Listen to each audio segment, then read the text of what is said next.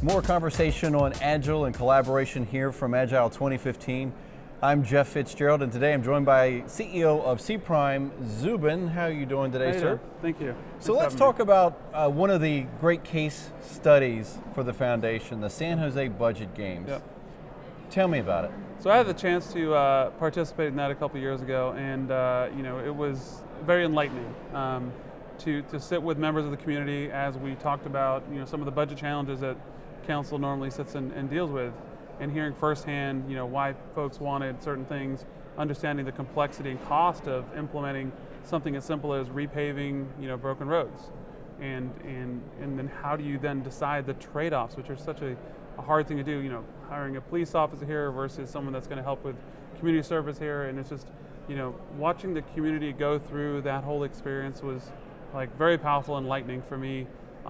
And I think even for the citizens to really understand how hard it is to actually be a part of a council to decide how money gets spent to make the community better. And I think the transparency and visibility that process gave for all the folks attending, as well as for the council and the mayor, to understand what is the community saying, what are the trade-offs that they're willing to make to really have the profound impact to make the community better. Every community has decisions like that. Do you think every community needs an agile worldview?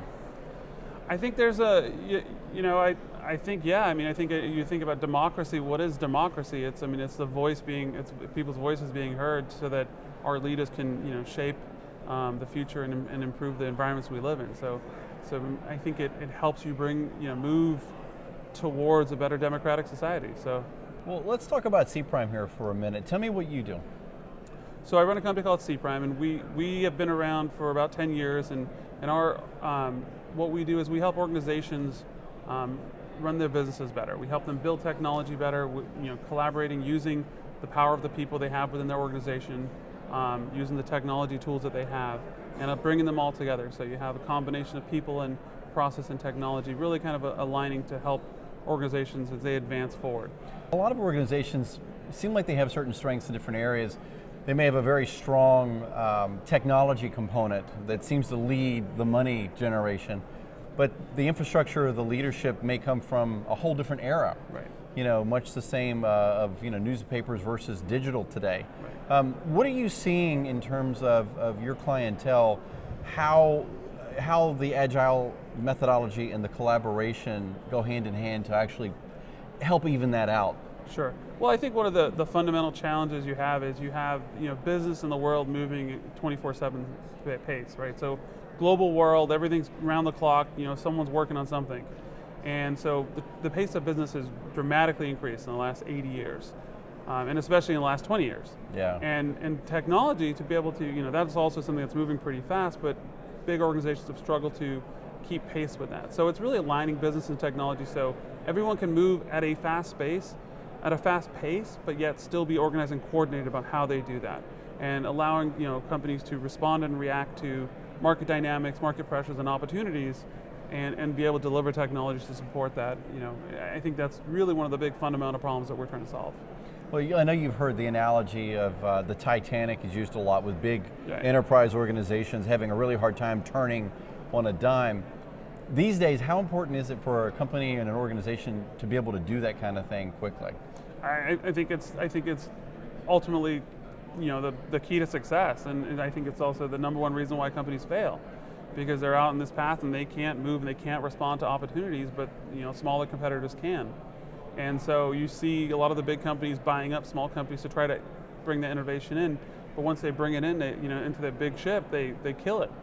And so I think that's where if you can have little ships kind of spin off and do innovative things that help steer the boat in the right direction, I think that works. And I've seen the most successful, most innovative companies are doing that. They've figured out how to not only run a big ship, but really have multiple kind of smaller ships that are out there kind of navigating, exploring, and building bigger ships. So it's almost like a loose collection of ships, not to kill the ship analogy at all. It makes sense. It does. It makes sense.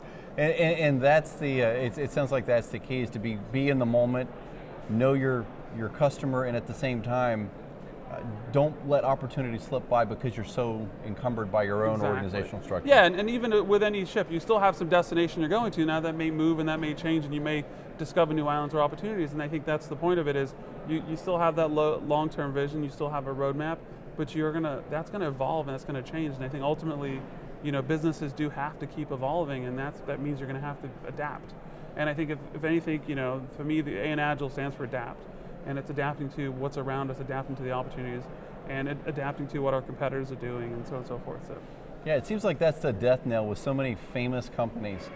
We're us, and nobody's like us, and we're going to be us until the very end, and then one day the end comes, and that's that. Yeah, I mean, you can go talk to Kodak about that, or Blockbuster about it. I mean, there's so many of them, right? I mean, that's all I learned about when I was when I was in grad school, is about all the companies that have failed because they failed to adapt, and they refused to take on a technology or take on a smaller competitor that eventually swallowed them whole. Overcame them. Well, Zubin, thanks so much for the great insight, and we appreciate it. Thank you very much.